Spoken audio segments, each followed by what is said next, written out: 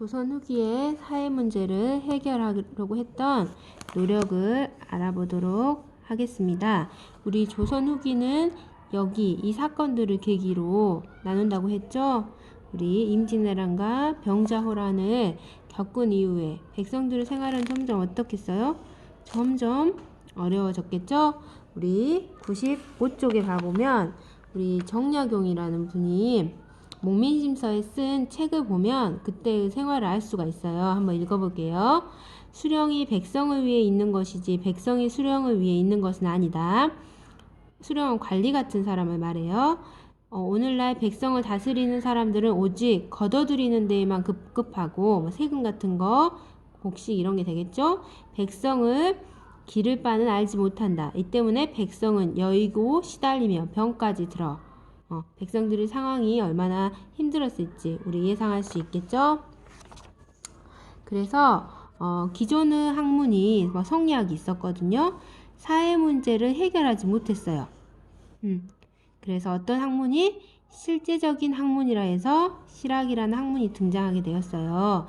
그래서 이때는 무슨 우주 이치가 어쩌니, 제사를 몇 년 들어야 되니 막 이런 걸로 싸우고 있었거든요. 근데 백성들은 굶어 죽을 이런 상황인데 그럼 전혀 이 학문들이 도움이 안 됐겠죠? 그래서 실학이라는 학문이 등장하게 되었습니다.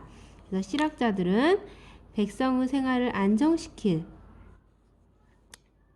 노력했고요.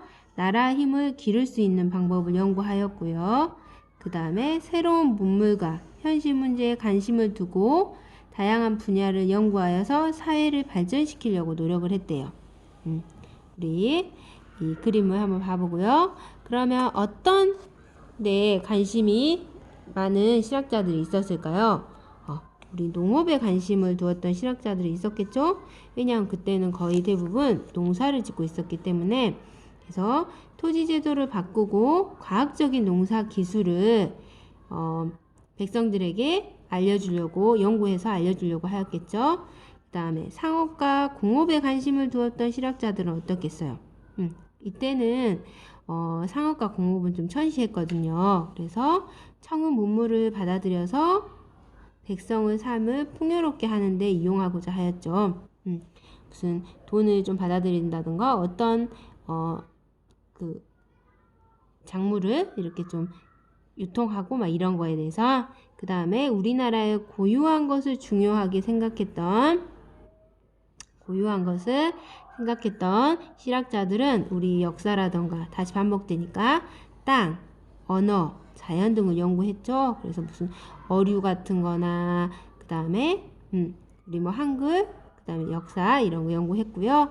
그 중에서 우리 대동여 지도가 있었어요. 이게 조선 후기에 만들어진 전도인데요. 산, 강, 길이 자세히 표시되어 있어요.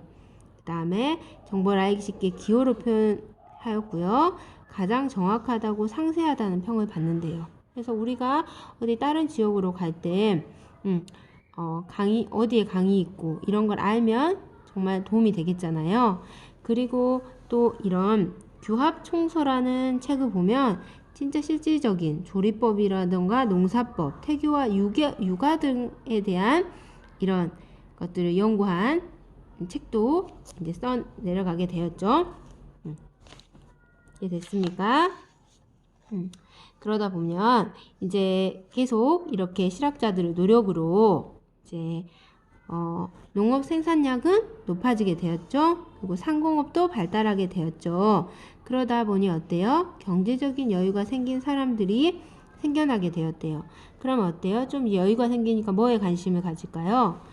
문화와 예술 활동에 관심을 기울이게 되었습니다. 그래서 양반뿐만이 아니라 어떤 일반 백성도 참여할 수 있는 문화가 발달하게 되었는데요. 이를 뭐라고 해요? 서민 문화라고 합니다. 서민 문화에는 한글 소설, 풍속화, 탈놀이, 판소리 등이 있어요.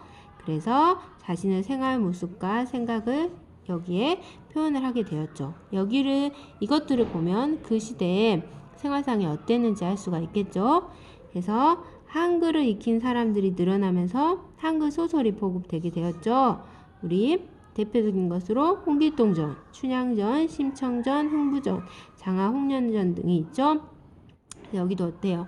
조금 신분차별이라던가 그런 또 갑자기 부자가 되거나 이런 내용들이 나와 있죠. 그래서 그 시대의 생활상 등을 알 수가 있고요. 그리고 우리 정기수라는 직업이 있었대요. 여기는 돈을 받고 책을 읽어주는 사람이에요. 우리 조금 낭독극 비슷한 생각하면 되겠죠? 지금의 무슨 좀 배우 같은 아니 성우라고 해야 될까요? 이런 직업을 가진 사람들도 있어서 인기가 많았대요. 그리고 또 그림 중에서 뭐가 있었냐면 풍속화가 있었어요. 잠시만요. 풍속화는 당시의 생활 모습을 담고 있는 그림이었고요. 유명한 사람으로는 누가 있어요? 김용도와 신윤복. 둘이는 좀 차이가 있거든요. 여기는 좀 사람들의 생활이라면 여기는 양반들의 그리고 조금 남성적이라면 여기는 여성적, 섬세하게. 그래서 다양한 사람들의 생활 모습을 실감나게 표현했다고 합니다.